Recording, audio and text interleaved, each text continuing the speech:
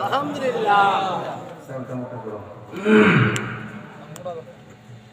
আলহামদুলিল্লাহ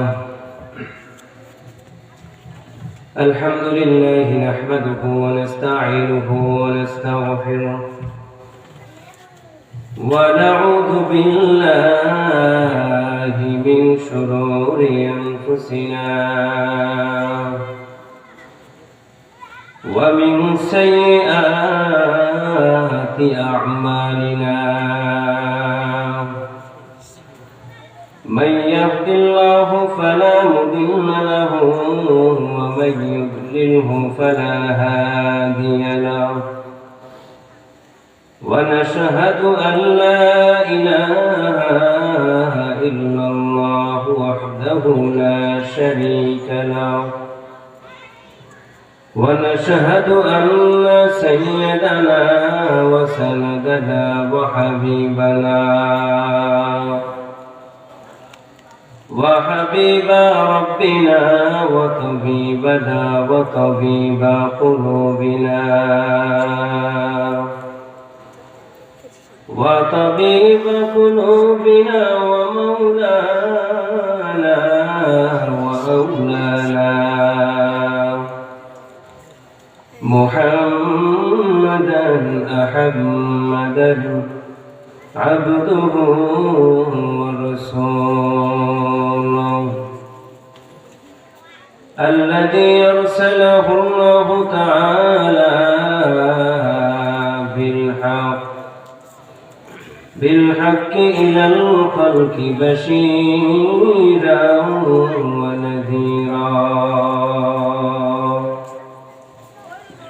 وداعيا إلى الله بإذنه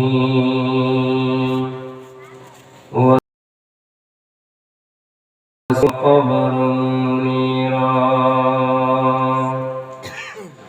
أما بعد فأعوذ بالله من الشيطان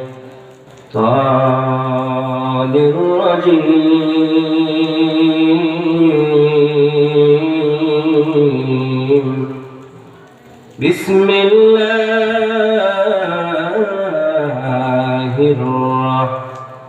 الرحمن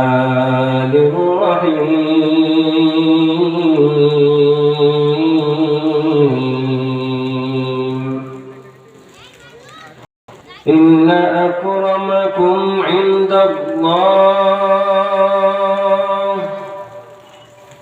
إن أكرمكم عند الله أتقاكم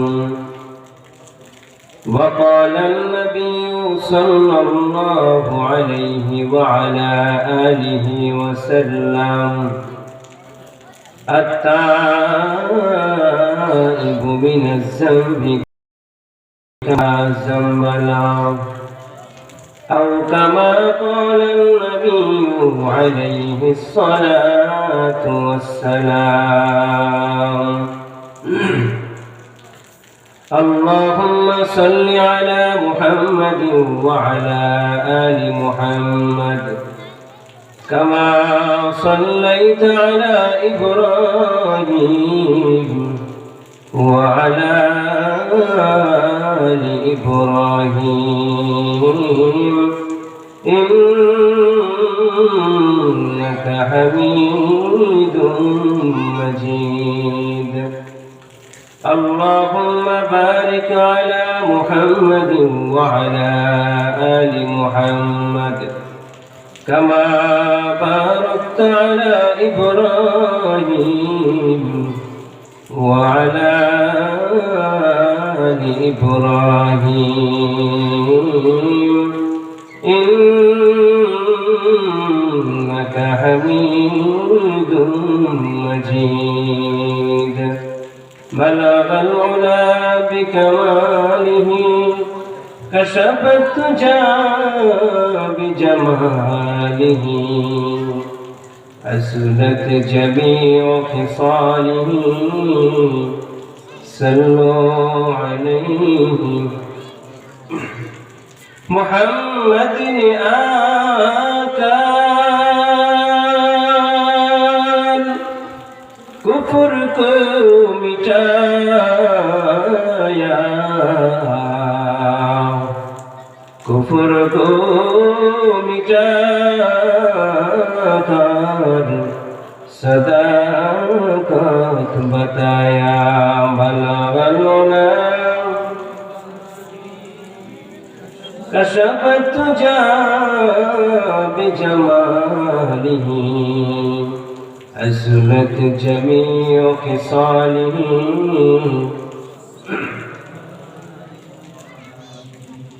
फर्दुन समदुन अन सिफतिल खल्क़ि बरीउन, फर्दुन समदुन अन सिफतिल खल्क़ि बरीउन। अज़लियुन खलक़ल खल्क़ कमाला, रब्बुल अज़लियुन खलक़ल खल्क़ कमाला। एक चश्मे ज़दन गाफिल ज़ा शाह नवाशी, एक चश्मे ज़दन गाफिल ज़ा शाह नवाशी। शायद कि नवाशी, शायद कि निगाहे को नदा गाहनवाशी। उल्फत में बराबर के वफा हो के जफा हो, उल्फत में बराबर की वफा हो के जफा हो। हर चीज में लज्जत है अगर दिल में मजा हो, हर चीज में लज्जत है अगर दिल में मजा हो। शुबह ला इलाहा ला इलाहा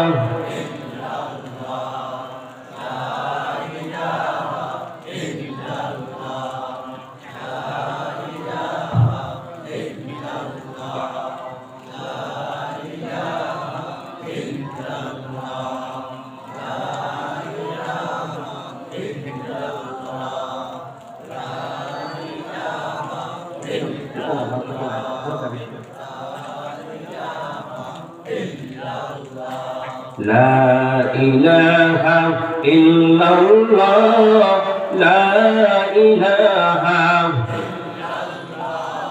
ला इलाहा,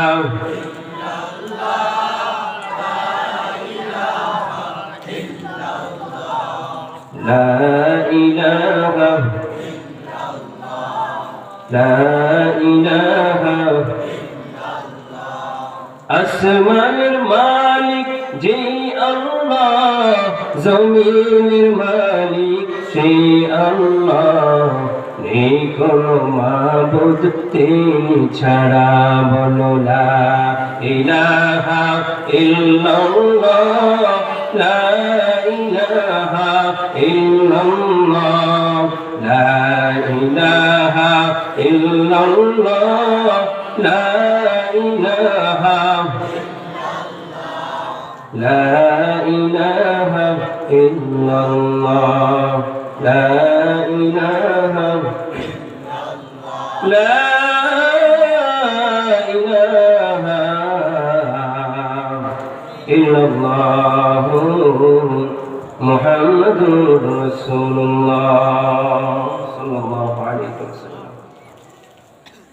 মাহমুদুল উলুম কারিমিয়া কিরাতুল কুরআন মাদ্রাসার উদ্যোগে 3 দিন ব্যাপী 16তম বার্ষিক তাফসীরুল কুরআন মাহফিলের আজ প্রথম দিনের শেষ অধিবেশনের সম্মানিত সভাপতি, উপস্থিত ওয়ারাসাতুল আম্বিয়া উলামায়ে ইজাম, আমার সামনে উপস্থিত দূর দূরান্ত থেকে আগত আল্লাহ তাআলার এক ঝাঁক আশিকিন, জাকিরিন, শাকিরিন, পর্দার অন্তরালে অবস্থানরত আমার শ্রদ্ধেয় মা ও বোনেরা, মহান আল্লাহ পাক রব্বুল ইজ্জাতের দরবারে কালিমাতুশ শুকর আদায় করি যে আল্লাহ তাআলা আমাদের সকলকে দুনিয়ার বিভিন্ন ব্যস্ততা থেকে মুক্ত করে, দুনিয়ার বিভিন্ন পাপাচার থেকে হেফাজত করে সুস্থ হালতে আজকের তাফসীরুল কুরআন মাহফিল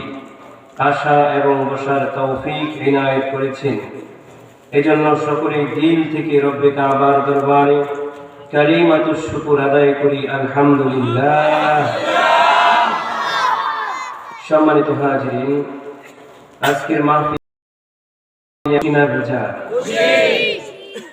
মহান আল্লাহ পাক আমাদেরকে সুস্থ রাখছেন বিদায় আমরা আসতে পেরেছি। কি বলে? আল্লাহ যদি সুস্থ না রাখতেন আসতে পারতাম না। সুস্থতা অনেক বড় একটা নিয়ামত। অসুস্থ থাকা অবস্থায় বোঝা যায় যে সুস্থতা কি জিনিস। এই জন্যই রাসূল বলেন, পৃথিবীর মধ্যে আল্লাহ তাআলা যত নিয়ামত দিয়ে রেখেছে, সকল নিয়ামতের মধ্যে সবচাইতে দামি যে নিয়ামত, সেই নিয়ামতের নাম হলো সুস্থতার নিয়ামত। সুস্থতা কত বড় নিয়ামত, এটা যদি আমাদেরকে বুঝতে হয়, মনিটর সাউন্ড বাড়াও, তাহলে আপনাদেরকে একটা দৃষ্টান্ত দিতে হবে।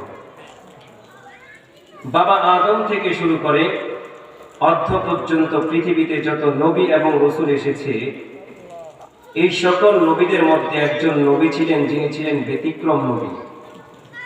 তিনি মাঝে মধ্যে আল্লাহ পাককে এমন এমন প্রশ্ন করতেন, সাধারণত যে প্রশ্নগুলো অন্য কোন নবী রাসূলরা করতেন না। সেই নবীর নাম কি আপনারা জানেন? মুসা আলাইহিস সালাতু ওয়াস সালাম। সেই মুসা আলাইহিস সালাতু ওয়াস সালাম কোন জাতির নবী? আপনারা কি সেই জাতির নাম জানেন? বনি ইসরাইল। বর্তমানে বিশ্বের বুকে সবচেয়ে জালিম, সবচাইতে বড় সন্ত্রাস যারা, তারা হলো বনি ইসরাইল জাতি। আপনারা যদি বর্তমানে ফিলিস্তিনের দিকে তাকান, সেখানে দেখবেন আমাদের মা বোনদেরকে বোমা মেরে মেরে, পেটের গর্ভের বাচ্চাগুলারে বোমা মেরে মেরে ছিন্ন বিচ্ছিন্ন করে দিচ্ছে যে জালিমগুলো, সেই জালিম হলো ইসরাইল জাতি। সেই জাতির নবী ছিলেন হযরতে মুসা আলাইহিস সালাতু ওয়াস সালাম। মুসা আলাইহিস সালাতু ওয়াস সালাম মাঝে মধ্যে আল্লাহকে প্রশ্ন করতেন, এমন প্রশ্ন করতেন যেগুলো সাধারণত অন্য কোন নবীর আল্লাহকে কোনোদিন করার সাহসও করতেন না। একদিন প্রশ্ন করে, রব, আমি মুসা যদি রব হই আর আপনি রব যদি মুসা হন, তবে আপনি আমার কাছে কি চাইতেন? নাউজুবিল্লাহ করেন। আল্লাহ বললেন, হাউ ইজ দিস পসিবল মুসা? এটা কখনো সম্ভব নাকি? মুসা কোনোদিন রব হওয়া সম্ভব নয়, আর রব কোনোদিন মুসা হওয়া সম্ভব নয়। তোমার প্রশ্নটাই হয় না, রং প্রশ্ন। মুসা আলাইহিস সালাতু ওয়াস সালাম বলেন, আল্লাহ, আমি জানি আমার প্রশ্নটা ভুল, এরপরেও আপনাকে প্রশ্নটা এই জন্য করেছি, আমার ভেতরে কিছু একটা চলছে, ভেতরে একটা বিষয় জানার খুব ইচ্ছা, সেই জানা থেকে আপনাকে প্রশ্নটা করলাম, আপনি আমাকে সেই দিক থেকে জবাবটা দেবেন। আল্লাহ বললেন, মুসা, এটা তো সম্ভব নয়, এরপরও যেহেতু তুমি জানতে চাচ্ছ, ভেতরে ভিন্ন কিছু জানার ইচ্ছা, সেই হিসেবে তোমাকে আমি বলছি, আমি রব যদি পৃথিবীতে কোনো জিনিস চাইতাম, তবে একটা জিনিস চাইতাম, সেটা হলো সুস্থতার নিয়ামত। একটু আসতে হয়ে গেল না? এটা কার চাওয়া? আরো জোরে কয় না? আল্লাহ পাকের চাওয়া। আর আমাদের দুনিয়াতে চাওয়া হচ্ছে ঘর, বাড়ি, টাকা পয়সা। কি বলেন? আল্লাহ পাক আমাদেরকে সেই সুস্থতার নিয়ামত দান করেছেন, তাই আমরা আসতে পেরেছি। এই জন্য আরো একবার কালিমাতুশ শুকর আদায় করি আলহামদুলিল্লাহ। অনেকে সুস্থ থেকেও আসতে পারি নাই, কপাল পোড়া, বাসায় শুয়ে আছে। আপনি যদি প্রশ্ন করেন, তুমি মাহফিলে যাও না কেন? ঘর থেকে তো বয়ান শোনা যায়, মাহফিলের ময়দানে যাওয়া কি দরকার? কয়টা কথা কয় না? আছে না? না, আসলে তার মাথার মধ্যে এই যুক্তি ঢুকাই দিয়েছে মিস্টার ইবলিস। ঠিক কি না? মিস্টার ইবলিস সে তার বন্ধু বানাইছে। সে বলে, মাহফিলের ময়দানে গিয়ে বসে বয়ান শোনার কি দরকার? ঘরে বসেই তো বয়ান শোনা যায়।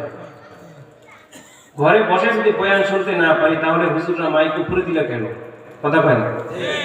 যেহেতু মাইক উপরে দিয়েছে, সুতরাং আমাদেরকে ঘরে বসে বয়ান শোনার লাইসেন্সও দিয়েছে। এমন যুক্তি দেখায় কি দেখায় না? এই যুক্তিটা মূলত কার? আরো জোরে কয় না? ইবলিসের যুক্তি। এমন ইবলিসের বন্ধু বানায় না মানুষ আমগো এলাকায় আছে না? একজনও নাই। সেই ইবলিস আমাদের বন্ধু না শত্রু?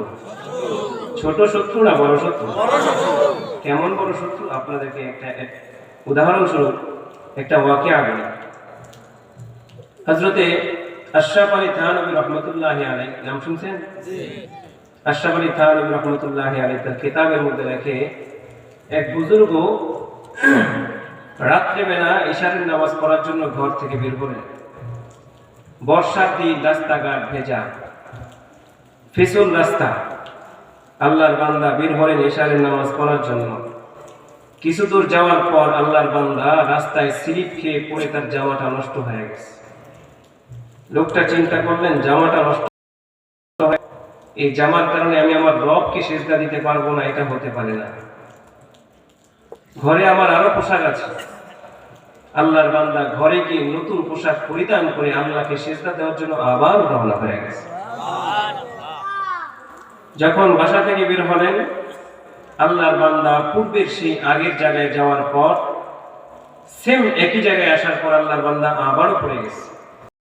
আবারও পড়ে যাওয়ার পর আল্লাহর বান্দার মনে এবার সন্দেহ জাগলো, প্রথমবার না হয় আমি পড়ে গেলাম আমার নিজের দোষে, দ্বিতীয়বার সেম একই জায়গায় এসে পড়ে গেলাম, আমার দিল বলছে এখানে তৃতীয় কোনো ব্যক্তির ষড়যন্ত্র আছে, ঠিক কিনা?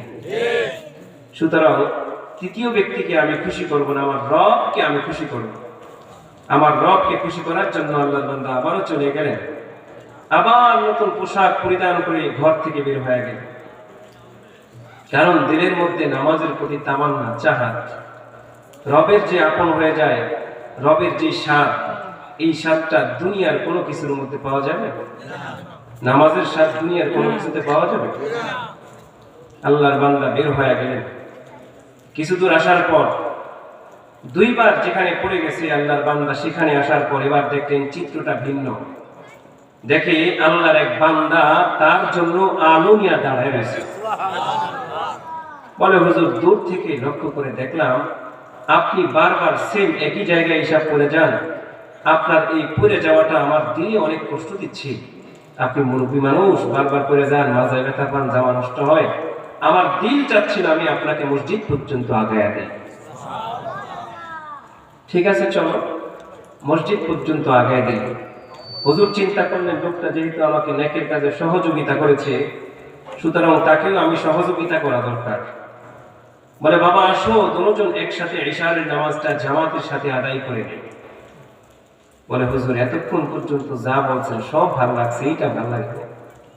বলে, কেন?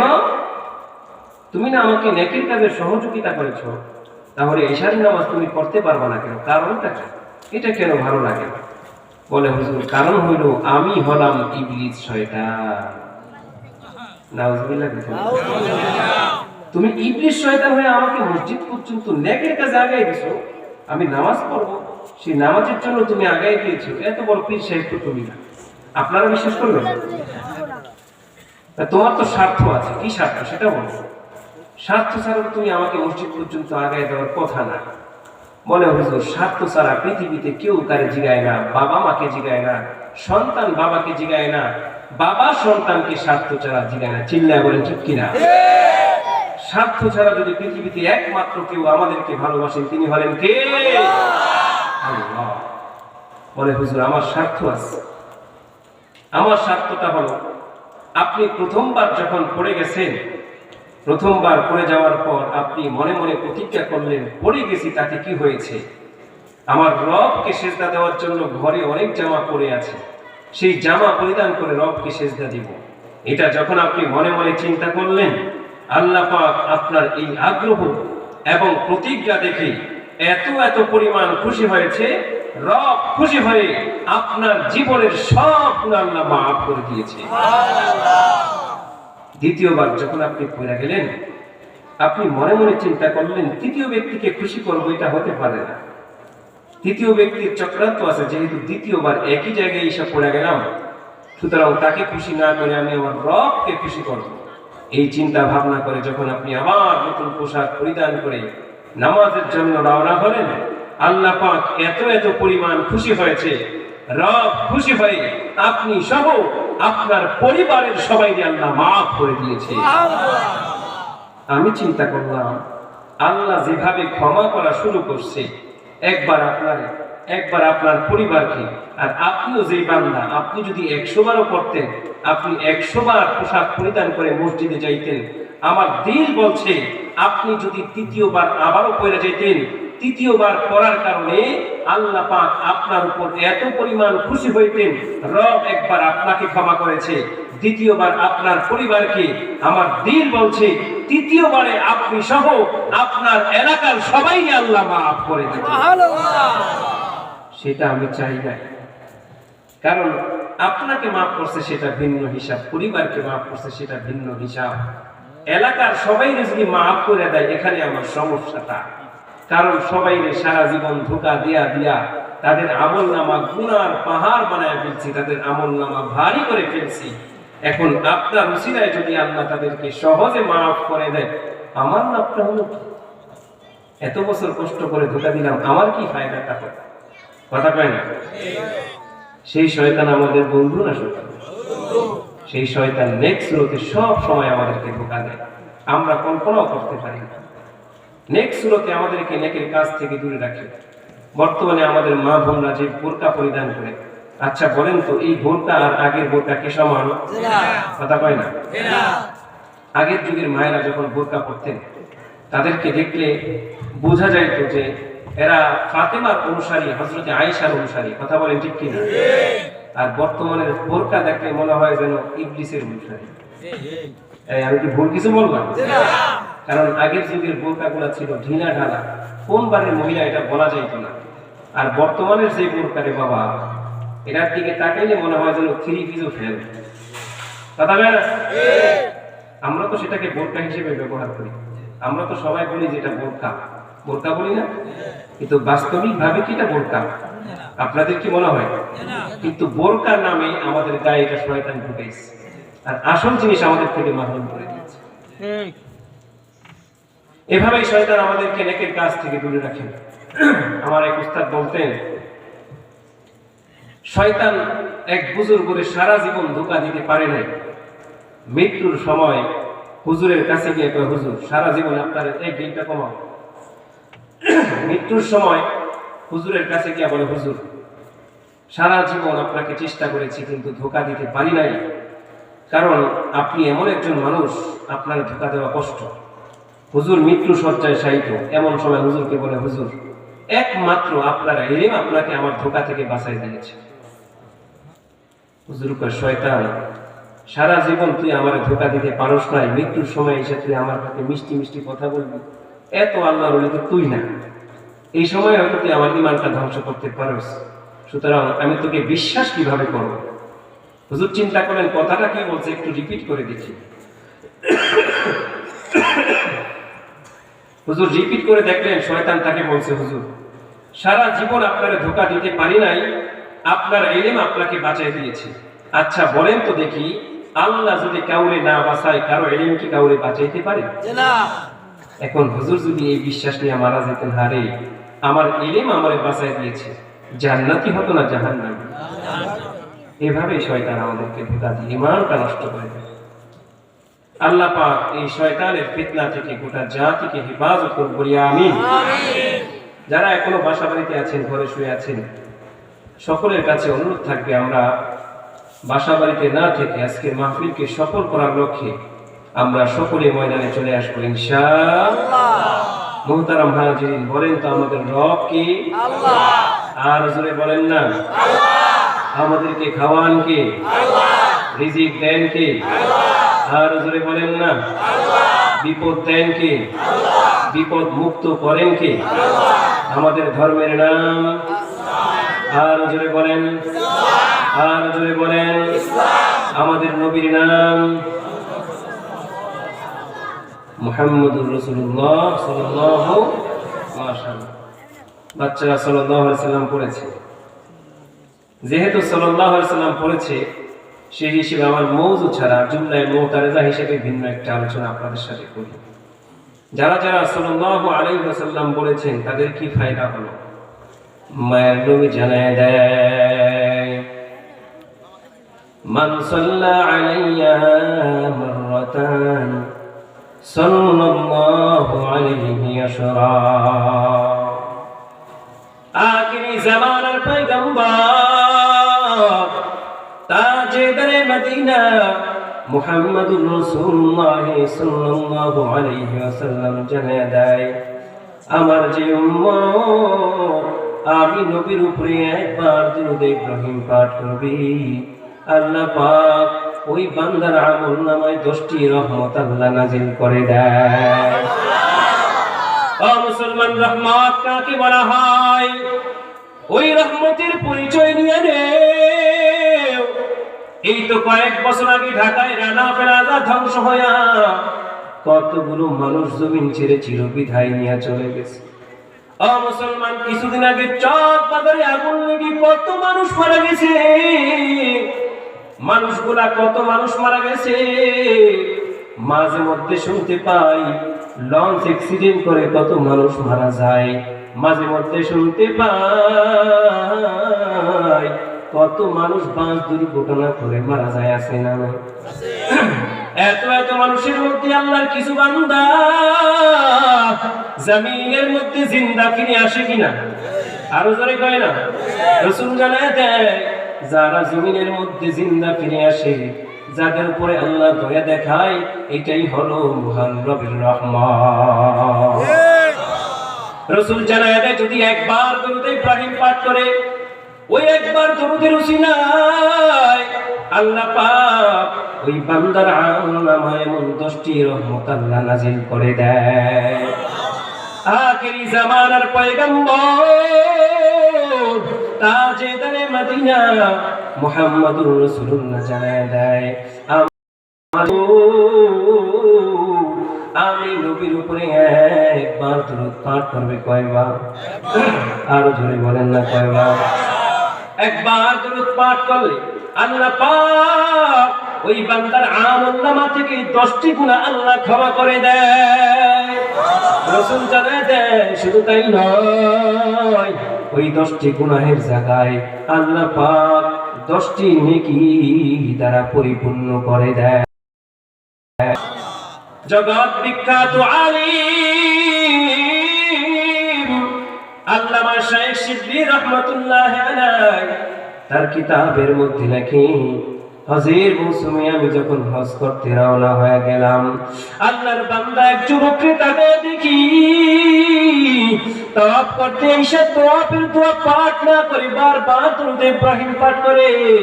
ওই যুবককে ডাক দিয়া বললাম, যুবক, এত দূর থেকে তুমি হাজার হাজার টাকা খরচ করে হজ করার জন্য আইলা, এত টাকা খরচ করে কষ্ট করে হজ করতে আইসা তুমি তাওয়াফের দোয়া পাঠ না করে কেন বারবার দরুদ পাঠ করো? ওই যুবক জানায় দেয়, শেখ শিবলি, শুনো, যেই কারণে তাওয়াফের দোয়া পাঠ না করে বারবার কেবল দরুদ ইব্রাহিম পাঠ করি, এইটা যদি তুমি জানতা কোনদিন আমার দরুদ পড়া থেকে নিষেধ করতা না। বলে, কারণটা কি জানাও? ওই যুবক জানায় দেয়, শেখ শিবলি, শুনো, আমি আমার বাবার সাথে হজের মৌসুমে হজ করার জন্য রওনা হয়ে যাই। মরুভূমি অঞ্চল দিয়ে রওনা হই। মরুভূমির মধ্যবর্তী স্থানে যাওয়ার পর চতুর্দিক থেকে অন্ধকার নেমে আসে। সন্ধ্যার আমার সাথে সাথে আমার বাবা আমার ডাক দিয়ে কই, সন্তান, সামনে আগানো সম্ভব নয়, তুমি জলদি করে মরুভূমির মধ্যে তাঁবু বানায় ফেলো, আমরা রাত্রটা মরুভূমির মধ্যে যাপন করব।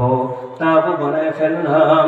রাত্র যখন গভীর হয়ে গেল, আমার বাবা ইশারের নামাজ আদায় করে জলদি করে ঘুমায়া যায়। হঠাৎ করে ঘুমের মধ্যে বাবার দিকে তাকায় দেখি, আমার বাবার চেহারা থেকে ঘাম টপ টপ টপ টপ করে পড়তেছে। কেমন যেন বাবার মধ্যে দুর্বলতার ছাপ স্পষ্ট বোঝা যায়। আমার বাবার এমন দুর্বলতার ছাপ দেখার পর আমি বড় পেরেশানিতে পড়ে গেলাম। আরে, আমার বাবা এত দুর্বল হয়ে গেল, এই মরুভূমি অঞ্চলের মধ্যে কোথায় ডাক্তার কবিরাজ খুঁজে পাই? একবার পাগলের মতো দৌড়ায়, একবার উত্তরে চলে যায়, একবার দক্ষিণে যায়, একবার পূর্বে যায়, একবার পশ্চিম দিকে চলে যায়। কোথাও কোনো ডাক্তার কবিরাজ কাউরে খুঁজে না পেয়ে আল্লাহর বান্দা পুনরায় যখন তার বাবার তাঁবুর মধ্যে ফিরে আসে, তাঁবুর মধ্যে ফিরে আসার পর আল্লাহর বান্দা তাকে দেখে তার বাবা জমিনের মধ্যে আর জিন্দা না। তার বাবার মৃত্যুর পর তার বাবার চেহারাটা কেমন যেন কালো, শুকরের চেহারার মতো হয়ে গেল। এমন অবস্থা দেখে বান্দা বড় পেরেশানিতে পড়ে গেল। আরে আমার বাবা তো একজন নামাজি মানুষ, পরহেজগার মানুষ, আমার বাবা তো একজন আমলওয়ালা আল্লাহওয়ালা তাহাজ্জুদ গুজার মানুষ, তাইলে আমার বাবার মৃত্যুর পর আমার বাবার চেহারাটা কেন এমন কালো হয়ে গেল? এই চিন্তা করতে করতে যুবক হঠাৎ করে তার বাবার লাশের পাশে ঘুমায় যায়। ঘুমের পরে হঠাৎ করে স্বপ্নে দেখতে পায় কে যেন একটা সাদা পোশাক পরিহিত সুন্দর নুরানি চেহারাওয়ালা একটা লোক আইসা তার বাবার লাশের পাশে দাঁড়ায়। তার বাবার লাশের পাশে দাঁড়াইয়া তার বাবার চেহারার উপর থেকে কাপড়টা সরায় দেয়। কাপড়টা সরানোর পর তার হাত নাকি তার বাবার চেহারার উপর বলে দেয়। তার বাবার চেহারার উপরে হাতটা রাখার সাথে সাথে তার বাবার চেহারা পূর্ণিমা রাতের চাঁদের চেয়েও সুন্দর হয়ে যায়। স্বপ্নের মধ্যে লোকটার পা দুটো জড়ায় ধরে বলে, কে আপনি, কে? আপনার পরিচয় দিয়ে দেন। এমন সময় লোকটা জানায় দেয়, যুবক আমি আর কেউ না, আমি হলাম আখেরি জামানার পয়গম্বর তাজেদারে মদিনা মুহাম্মদুর রাসূলুল্লাহ। ওই যুবক নবীজির কাছে ক্ষমা চেয়ে বলে, নবী আমার, আপনি বলেন তো দেখি কেমন করে আপনি আমার বাবার মৃত্যুর সংবাদ পাইলেন? মায়ার নবী জানায় দেয়, যুবক দুনিয়া বান্দা যখন একবার দুরূদ ইব্রাহিম পাঠ করে, ওই দুরূদটা একজন রহমতের ফেরেশতা এসে আমি নবীর কাছে পৌঁছায় দেয়। তোমার বাবা তো এমন একজন মানুষ, তোমার বাবা প্রতিদিন রাত্রে ঘুমানোর পূর্বে 300 বার করে দরুদ পাঠ করে ঘুমাইতো। ওই 300 বারের দরুদ একজন রহমতের ফেরেশতা এসে আমি নবীর কাছে পৌঁছায় দেয়। আজকে যখন রাত্র গভীর হয়ে গেল, তোমার বাবার 300 বারের দরুদ আমার কাছে পৌঁছতো না। রহমতের ফেরেশতারে ডাক দিয়া কই, ও রহমতের ফেরেশতা, আমার মুহাব্বতের উম্মতের দরুদ কই? রহমতের ফেরেশতা আমার ডাক দিয়া কয়, নবী আমার, কেমন করে তার দরুদ আজকে আপনার কাছে পৌঁছবো নবী? কারণ আপনার সেই মুহাব্বতের উম্মত আজকে জমিন ছেড়ে চিরবিদায় নিয়ে চলে গেছে। আর নবী আমার শুধু তাই নয়, তার মৃত্যুর পর তার চেহারাটা কেমন যেন শুকুরের চেহারার মতো হয়ে গেছে। ও নবী আমার, আমি দেখে আসলাম তার সন্তানটা মরুভূমি অঞ্চলের মধ্যে বাবা বাবা করে পাগলের মতো কান্না করতে আছে। মায়ার নবী যুবকরে ডাক দিয়া কয়, যুবক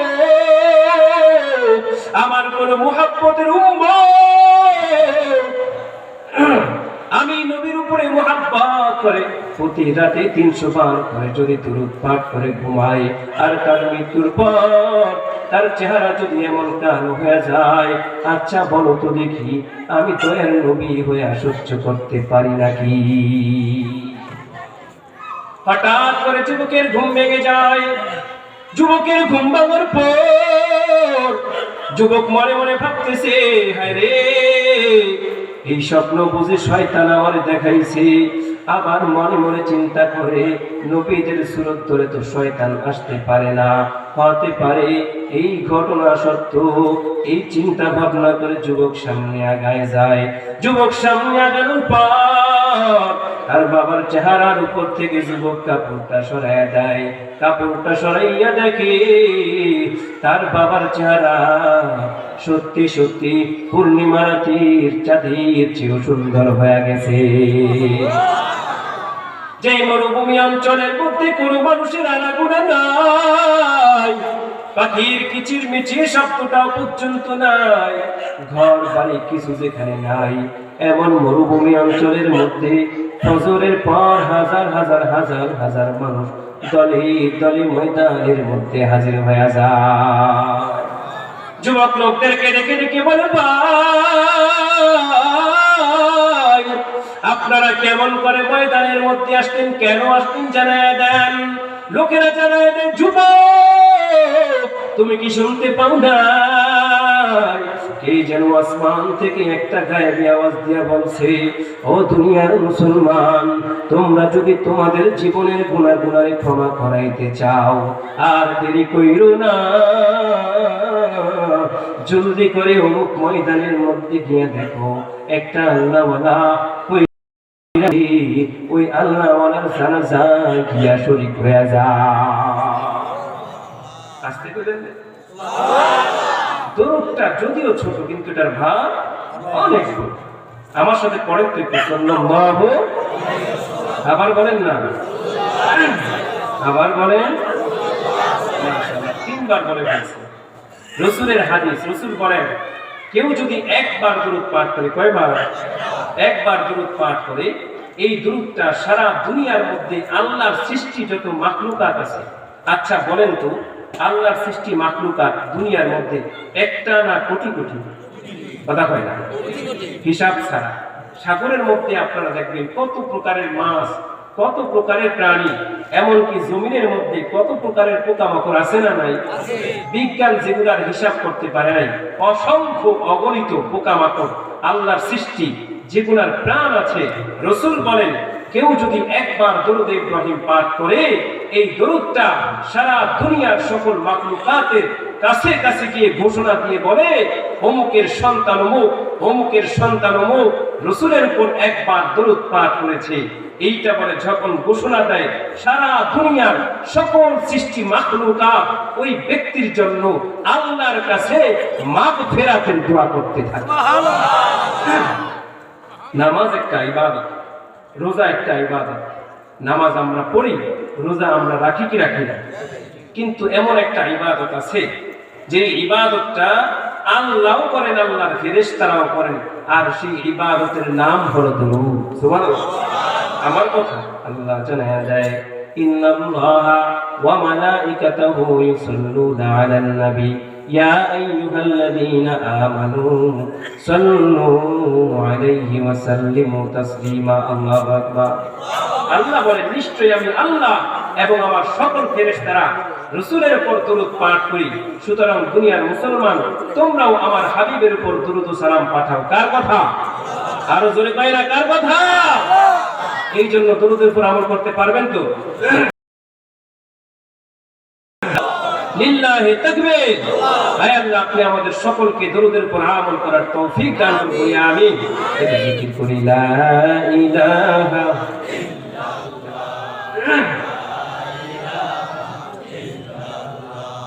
লা ইলাহা, মাইকেল কাছে কোথায়? লা ইলাহা ইল্লাল্লাহ, লা ইলাহা,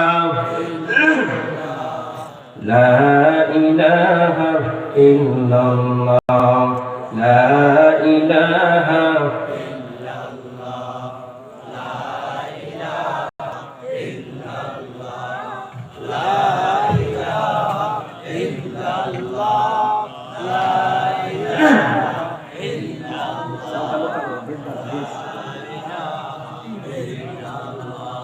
La ilaha illallah, la ilaha illallah, la ilaha, la ilaha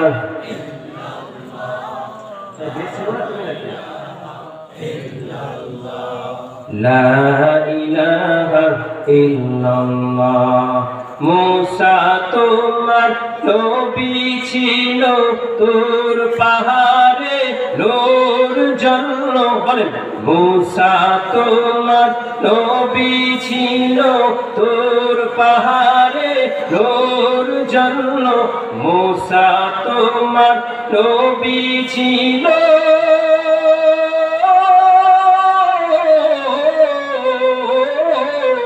তুর পাহাড়ে নূর জ্বলল। তোমার নূরে পাহাড় জ্বলল, তোমার নূরে।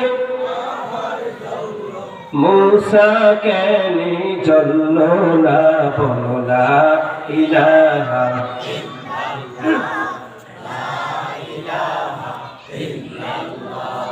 লা ইলাহা ইল্লাল্লাহ, লা ইলাহা ইল্লাল্লাহ মুহাম্মাদুর রাসূলুল্লাহ। মুসলমান জবান খুলে আওয়াজ দিয়া বলেন, এই জবানের মালিক কে? আর আওয়াজ দিয়া বলেন, এই জবানের মালিক কে? এই জবানের মালিক আমার আল্লাহ। এই আসমান জমিন চন্দ্র সূর্য গোটা দুনিয়ার মধ্যে যা কিছু আছে, ও মুসলমান ইমানের আওয়াজ দিয়া বলেন, সব কিছুর মালিক কে? সব কিছুর মালিক কে? যে আল্লাহ আসমান বানাইছে, যে আল্লাহ জমিন বানাইছে, যে আল্লাহ চন্দ্র সূর্য গোটা দুনিয়ার মধ্যে সব বানাইছে। ও মুসলমান, দুনিয়ার মধ্যে যদি কাউরে সিজদা করতে হয়, দুনিয়ার মধ্যে যদি কাউরে ভয় পাইতে হয়, ইমানের আওয়াজ দিয়া বলো, ভয় পাবো কাকে? বলেন না, ভয় পাবো কাকে? আজকে আমাদের দিলের মধ্যে ওই রবের ভয় নাই, ওই রবের ভয় আমাদের অন্তরের মধ্যে না থাকে। মসজিদে আজান হয়, আজান শোনার পর আল্লাহর কিছু বান্দা মসজিদে না গিয়ে খেলার মাঠে বাজারে চলে যায়, আছে না? আর ভয় পায় না? ওই রবের ভয় আমাদের অন্তরের মধ্যে না থাকার কারণে আল্লাহর দেয়া নিয়ামত এই জবানটা দিয়া অনবরত মিথ্যা বলি, কি বলি না? কথা পায় না? ও মুসলমান, কেন? কারণ আমাদের আর জোরে বলেন না, কার ভয় নাই? অথচ দয়ার মালিক তার ভয় সম্পর্কে জানায়া দেয়, ইয়া আইয়ুহাল্লাযীনা আমানুত্তাকুল্লাহ হাক্কা তুকাতিহি ওয়া লা তামুতুন্না ইল্লা ওয়া আনতুম মুসলিমুন।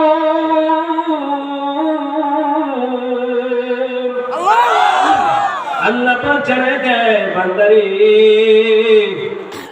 তোমরা আমি আল্লাহকে ভয় করো, ভয় করার মতো ভয়, এবং তোমরা খাঁট ঈমানদার না হয়ে মৃত্যুবরণ করো না। কার কথা? আর জোরে বলেন না, কার কথা?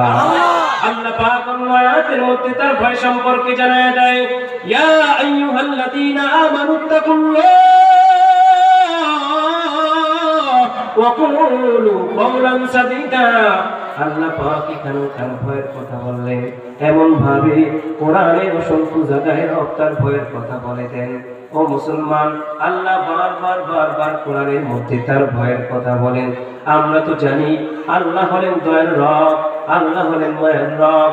আল্লাহ যদি দয়ার রব হয়, মায়ার রব হয়, তাইলে সেই আল্লাহ কেন বারবার তার ভয়ের কথা বলেন? প্রশ্ন হয় কিনা?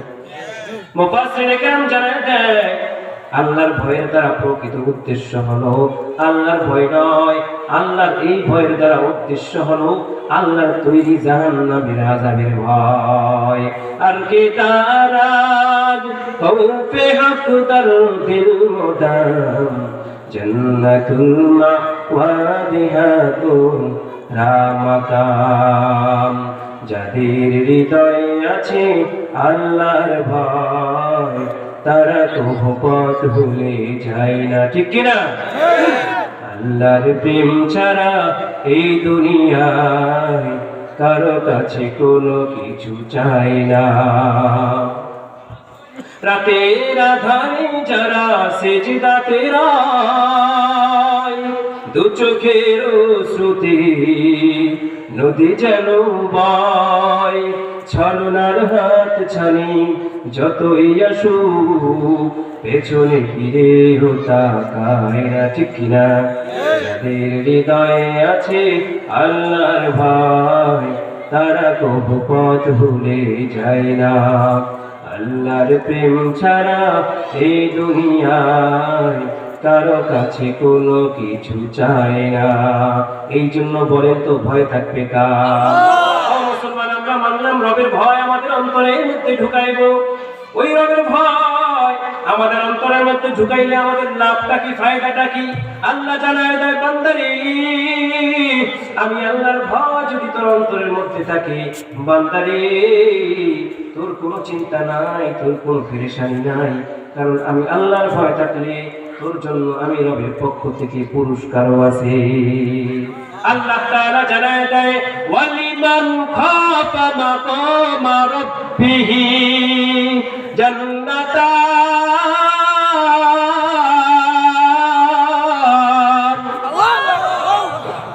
আল্লাহ পাক জানায় দেয় বান্দারে, তোমরা যারা আল্লাহর সামনে দাঁড়াইতে হবে, এই ভয় তোমরা যারা করো তাদের জন্য আমি রবের পক্ষ থেকে দুইটা জান্নাত। কয়টা? আল্লাহ পাক জানায় দেয় বান্দারে, দুনিয়ার এত এত মানুষের মধ্যে আমি আল্লাহর কাছে সবচেয়ে দামি মানুষ কারা? ওই দামি মানুষের পরিচয় নিয়ে নেও। আল্লাহ পাক জানায় দেয় বান্দারে, আল্লাহ পাক বলে দেয় ইন্না আকরামাকুম ইনদাল্লাহি আতকাকুম।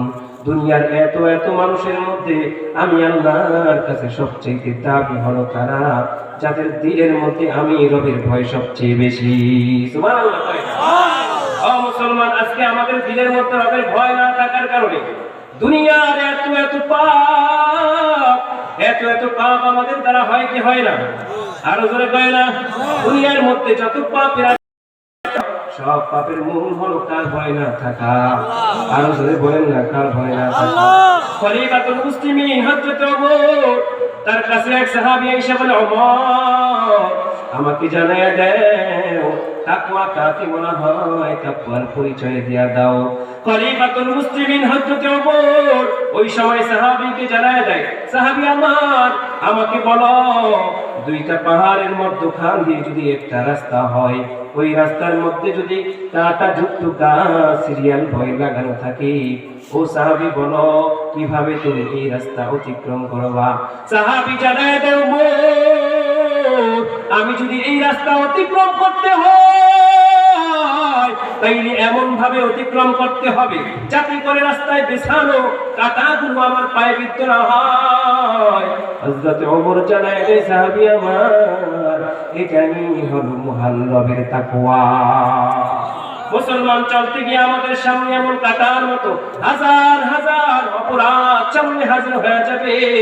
কখনো এই কাঁটা মিথ্যার সুরত ধরে আসবে, কখনো এই কাঁটা গীবতের সুরত ধরে আসবে, কখনো জিনা ব্যভিচারের মতো অবস্থা তৈরি হয়ে যাবে। এইগুলাকে যদি বেছে বেছে চলতে পারো, হযরত ওমর জানায় দেয়, তবেই হইলা তুমি মুত্তাকি। মুসলমান, এই মুত্তাকিনদের ফায়দা কি? আল্লাহ পাক জানায় দেয় ইন্নাল্লাহা লামাআল মুত্তাকিন।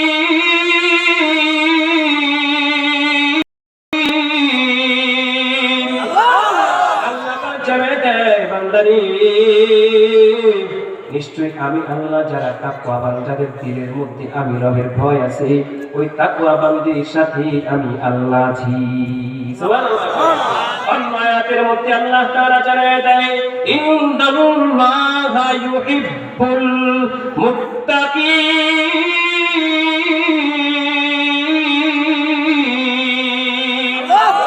আল্লাহ জানায় দেয় বান্দারে, নিশ্চয়ই আমি আল্লাহ মুত্তাকিনদেরকে বড় ভালোবাসি।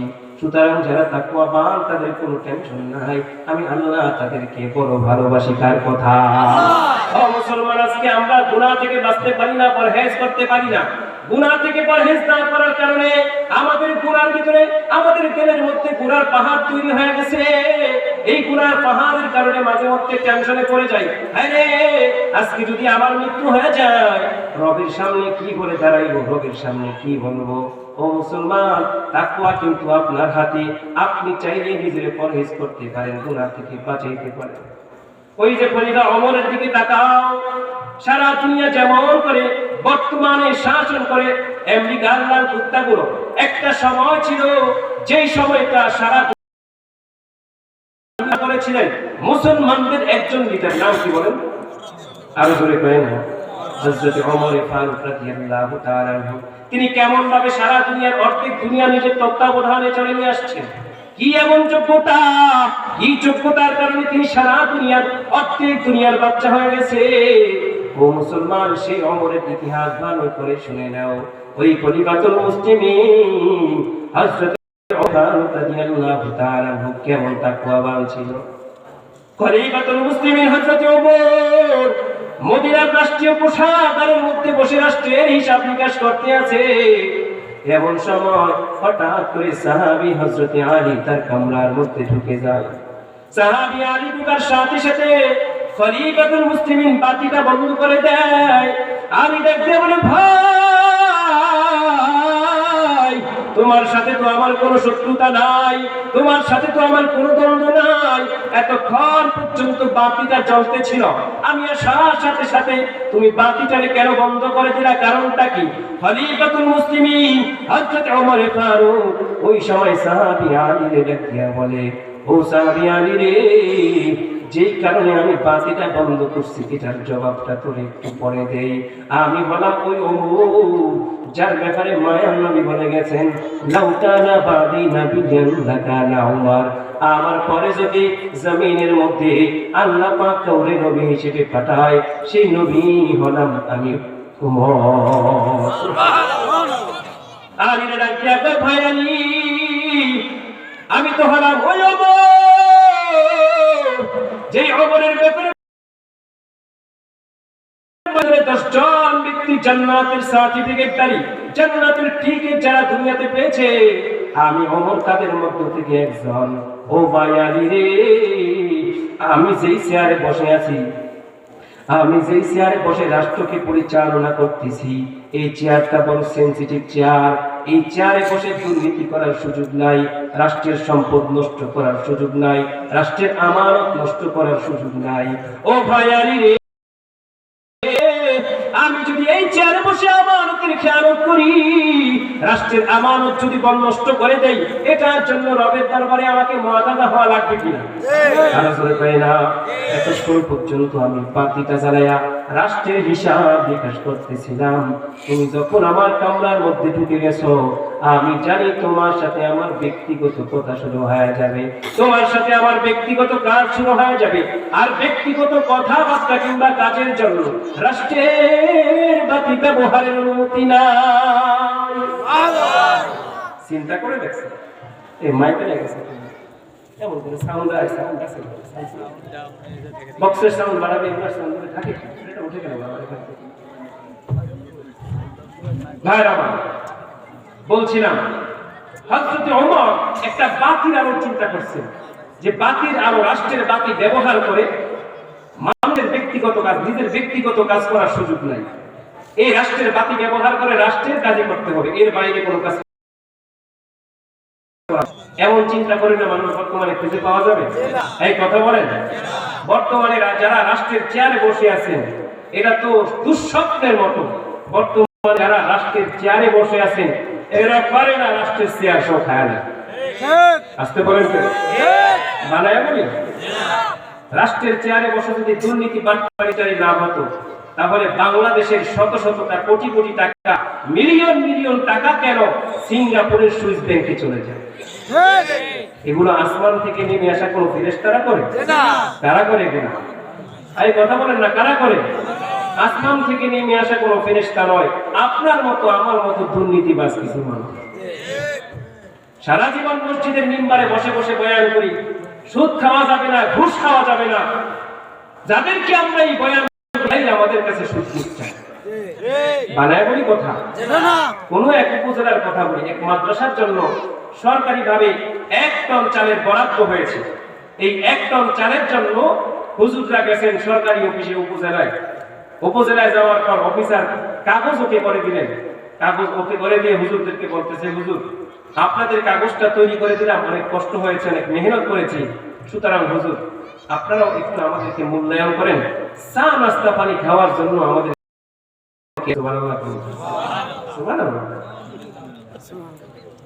বুঝছে হুন না করেন। আসলে কি সুবহানাল্লাহর জায়গা এটা? চিন্তা করছেন? হুজুররা সারা জীবন মসজিদের মিম্বারে বসে বসে বলে সুদ খাওয়া যাবে না, ঘুষ খাওয়া যাবে না, অথচ কত বড় নির্বোধ, কত বড় বোকা, কত বড় আনন্দ সেই হুজুরের কাছ থেকে হয় ঘুষটা। এমন মানুষ আছে না? রাষ্ট্রের চেয়ারে বসে বসে দুর্নীতি করবা, হুজুররা মোল্লা খারাপ হয় কি পায়? দুর্নীতি করতে করতে আমার দেশটাকে ওরা রসাতলে নিয়ে গেছে। আজকে বাংলাদেশ থেকে পালাইতে বাধ্য হয়েছে কেন? পালাইছে কেন? কথা কয় না? এতই যদি পীরসা বইটা বুক চেতা থাকতা, পলাইছে কেন? এই কথা বলেন না কেন আপনারা? দুর্নীতি করতে করতে আমাদের রাষ্ট্রটাকে শেষ করে দিয়েছে। সবাইকে দেখার শেষ, সবাই মাপা শেষ। আগামী বাংলাদেশ ইসলামের বাংলাদেশ।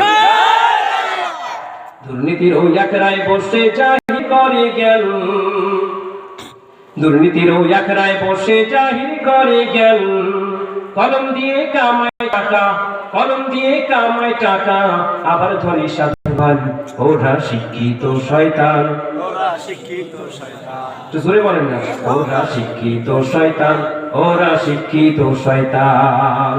ওরা হলো দেশের লাগি মহামারীর মতন, পাইলে গরম ঠেকাইয়া চালায় ওরা নির্যাতন। লাগি মহামারীর মতন, পাইলে গরম ঠেকাইয়া চালায় ওরা নির্যাতন। ঘুষের টাকায় ওদের ভুঁড়ি, সুদের টাকায় ওদের ভুঁড়ি, করে যে টান টান, ওরা শিক্ষিত শয়তান, ওরা শিক্ষিত শয়তান, ওরা শিক্ষিত শয়তান, ওরা শিক্ষিত শয়তান। সবাই কয় না? ওই গ্রুপের কেউ আছেন? হ্যাঁ আছে। তাহলে আওয়াজ না কেন? সবাই বলতে হবে দিকে রে ভাই, দেখো না চোখ মেলিয়া, ছাত্ররা সব বই ছাড়িয়া আছে শুধু প্রেম লইয়া। আমি অসুস্থ মানুষ,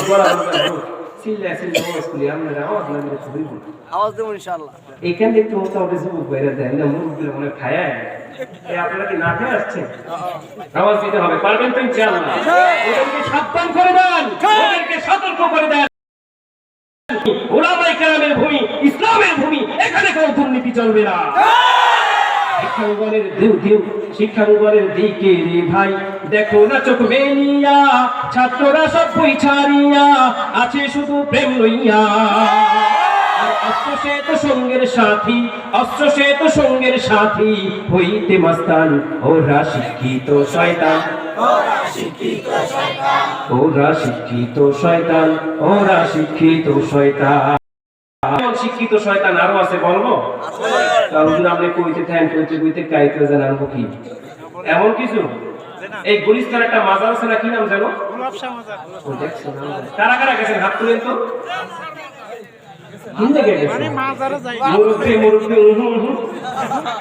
বোঝে না, বোঝে না।